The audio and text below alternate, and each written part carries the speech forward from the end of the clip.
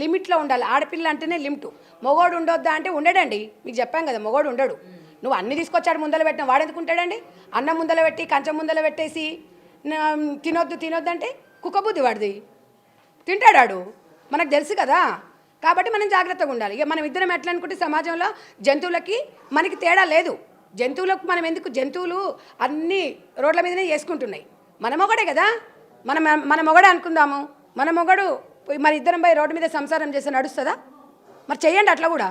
మీ మొగడే, మీకు రైట్ ఉంది, చేయండి. ఎందుకు చేయట్లేదు మరి?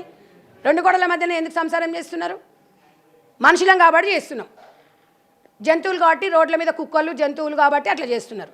అందుకే ఏదేమున్నా కూడా ఎన్ని యుగాలు మారనియండి, మన సాంప్రదాయాలని మన ఒక ఆడపిల్లని బతుకమ్మగా ఎందుకు పోల్చిండ్రు? బతుకమ్మలాగా ఉండాలి. మీరు ఇలా చేసుకుంటూ పోతే రేపు మనం వచ్చే తరతరాలకి మనం ఏం మెసేజ్ ఇస్తాం?